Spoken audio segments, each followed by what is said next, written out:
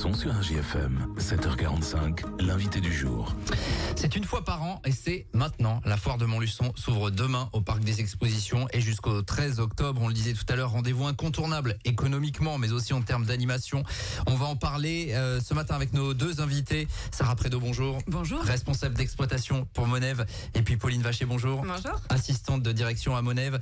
Déjà là qu'on se rende compte, le parc des expos à J-1, ça ressemble à quoi? Ça travaille encore? Il y a encore du tournevis, de la clé à molette? Alors oui, c'est la pleine effervescence. Depuis lundi, effectivement, nos exposants commencent à venir s'installer. Alors je dirais que dans un premier temps, c'est plutôt nos exposants qui ont des grands espaces qui sont là pour mettre des pièces importantes, imposantes. Voilà, donc aujourd'hui, effectivement, c'est la dernière ligne droite. Donc tout le monde arrive.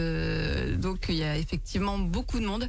C'est l'effervescence, mais tout sera prêt pour demain. Oui, parce qu'on se rend, enfin si on s'en rend compte, mais il y en a quand même qui ont des espaces assez énormes avec des gros meubles, par exemple, des choses comme ça. Il y a des voitures aussi pour les concessionnaires auto. Oui, ça doit faire du trafic tout au long de la semaine. Oui, c'est ça. Et puis c'est une organisation, et puis les gens ont hâte que ça commence. Les tapis rouges sont installés. Tout est nickel. Ils vont l'être. Ils vont l'être, bien sûr. Tout sera OK pour demain, 10h pour l'ouverture. On le rappelle. Comment elle se présente, cette foire? Je le disais l'année dernière, on a été recherché dans les bilans. 68 000 visiteurs, c'était 12% de plus qu'en 2022. Il y avait un vrai attrait pour la foire de Montluçon. Est-ce qu'on est parti peut-être pour faire aussi bien? On l'espère, en tout cas. Alors, c'est notre souhait le plus cher, effectivement, de dépasser les 70 000 visites et de retrouver nos niveaux d'avant Covid. Mais on est en bonne voie.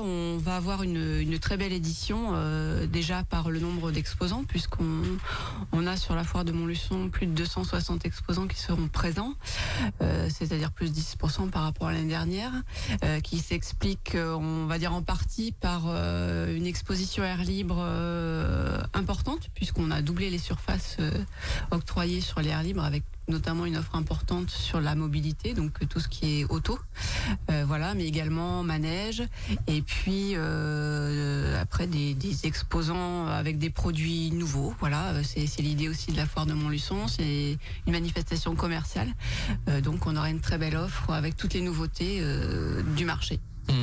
L'automobile notamment, ça s'est enrichi. Il y avait une vraie demande de la part des professionnels. Oui, alors après c'est une demande des consommateurs. Voilà, c'est une question d'actualité. Voilà, comment on se déplace aujourd'hui, quelles sont les solutions de mobilité. Donc effectivement, c'est pour répondre à un besoin. Les autres secteurs, évidemment, habitat par exemple. Oui, voilà, l'habitat dans son ensemble, avec toutes les solutions, effectivement, de chauffage, d'aménagement de l'habitat, et puis après tout ce qui est gastronomie, avec 10 restaurants sur la foire, et puis décoration, mode, loisirs, voilà, tout un panel d'activités. Ouais, Pauline, globalement tous les pôles qu'on connaît sont remis en place cette année. Exactement. Donc on va retrouver, pour vous faire un petit tour rapide, on est parti, on embarque. De la foire. Donc premier hall, le hall A, on va retrouver l'espace Un jour un chef. Donc avec l'Académie culinaire d'Enerios qui sera présente, avec des cours de cuisine qui seront donnés tous les jours par des chefs locaux. Ça continue de bien marcher, ça? Ça marche très très fort. Ils ont essayé d'innover un petit peu, de créer des choses qui répondent à de la demande aussi des visiteurs. Donc il y aura un atelier de brunch pour la journée de la femme. C'est classique, du dimanche, le brunch maintenant, c'est devenu tendance. C'est devenu un incontournable. Il y aura un atelier aussi de macarons. Et puis on aura à côté de ça les traditions qui seront respectées, donc notamment la vente de pâté aux pommes de terre, pardon. Si on peut dire aux patates, ça passe. Du dernier dimanche de la foire, donc dimanche 13. Avec la participation de chefs réputés, de grands chefs. On peut citer par exemple Olivier Valade, bien sûr, du Château Saint-Jean. Très local. Voilà. Donc après, au niveau du hall B, on va retrouver notre espace carré tendance. Donc sur la partie mode, accessoires, avec 25 boutiques locales. Voilà, 4 défilés tout au long du week-end. Donc je vous invite à aller voir nos dates sur notre site internet. Dans ce hall B, on retrouvera également le carré d'art. Là, ça sera 20 artisans d'art qui font de la démonstration vraiment devant le public. On retrouvera aussi sur le deuxième week-end le salon du mariage qui revient pour la 4e année consécutive. On va en parler, de ces salons un peu en parallèle qui se déroulent. Qui se déroule en parallèle. Donc ensuite, dans le hall C, on va retrouver le forum des associations. Aussi. Alors ça, du coup, on va en parler maintenant. C'est donc ce week-end, C'est dès demain et dimanche, avec une forte participation en partenariat avec la ville de Montluçon évidemment. Voilà. Les associations qui participaient étaient vraiment satisfaites. Finalement, ça donne un coup de boost finalement à la foire de Montluçon. Ça ramène peut-être un autre public également de mixer tout ça. C'est ça, c'est un public peut-être qui n'avait pas forcément l'habitude de venir à la foire, et inversement, on a créé une synergie puisque le public des associations, voilà, n'avait pas forcément l'habitude de venir à la foire, et inversement le public de la foire n'était pas forcément celui qui s'impliquait dans les associations. Donc là, la synergie a été créée et c'est 125 associations qui sont présentes cette année. Il y a un programme d'une trentaine d'animations sur tout le week-end, donc un gros programme à découvrir. Ça, c'est pour le premier week-end, et puis le deuxième week-end, il y aura donc le salon du mariage. Ça aussi, c'est habituel. En plus de Japan Évasion, qui c'était une première l'année dernière, si je me trompe pas. C'était une découverte l'année dernière. Et donc cette année, on a une festival édition 2. Donc on a eu un concours de cosplay, de costumes qui a très bien marché l'année dernière. Je me souviens des applaudissements du public. Ouais, voilà. Tout le monde s'est amusé. Donc cette année, ce concours-là revient. Le festival revient avec des mangakas de renom. Enfin, il y a vraiment un public pour ce type d'événement. Ouais, bien sûr.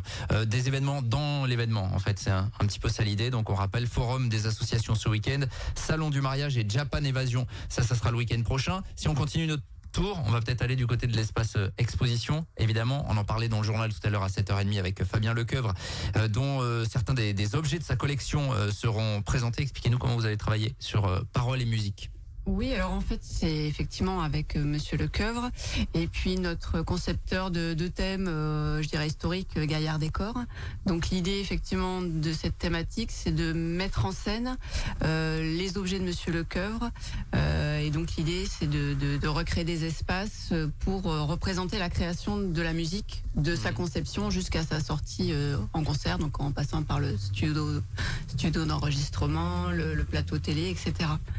Voilà. C'est vraiment reconstitution avec vraiment des objets, je crois il y en a 200 à peu près, qui sont des pépites, hein, tout simplement. C'est vraiment une collection qui a de la qualité. Oui, effectivement.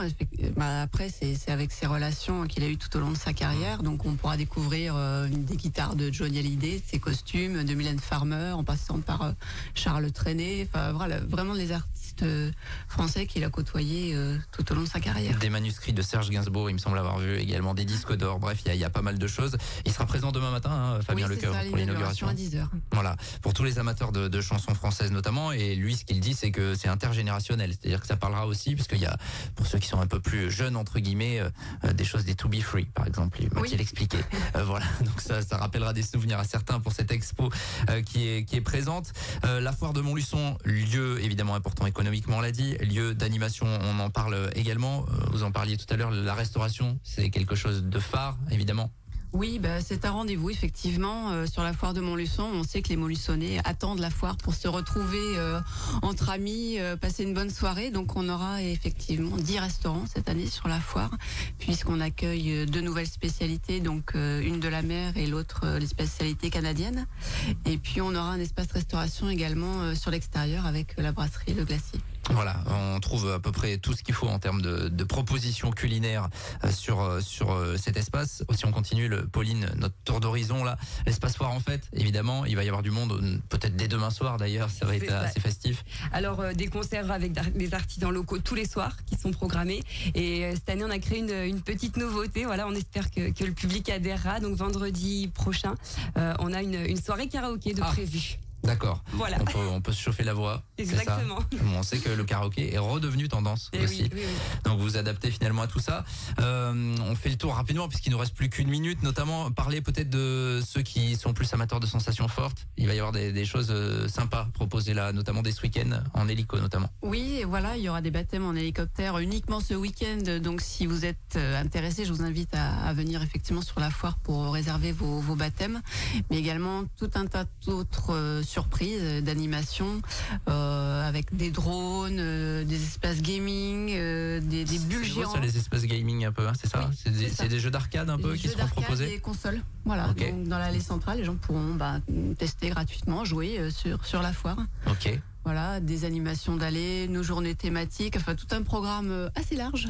Ouais, on vous invite, on va vous partager tout ça via le www.rjfm.net. Allez sur le site de Monev évidemment, parce que là en 10 minutes, on peut difficilement absolument tout dire, avec en plus les espaces d'information aux entrées, hein. Toujours important de signaler cette présence-là. Qu'est-ce qu'on peut souhaiter finalement que les commerçants fassent des affaires et puis que les visiteurs passent un bon moment, c'est un peu l'objectif? Exactement, nous notre objectif effectivement c'est de mettre en avant le commerce local, donc on souhaite effectivement que nos commerçants travaillent bien, que nos visiteurs soient satisfaits de cette édition, qu'ils passent un bon moment, voilà. Bon, on sait que des fois il y a des critiques qui émanent ici et là, mais on se rend compte finalement qu'il y a beaucoup de monde dans les allées, notamment les week-ends. L'année dernière ça avait cartonné le premier week-end, donc au final les gens parlent mais ils viennent. Globalement. Oui, après on peut pas satisfaire tout le monde. Après on fait ce qu'on peut, voilà, on se donne les moyens et après généralement oui, ça marche plutôt bien.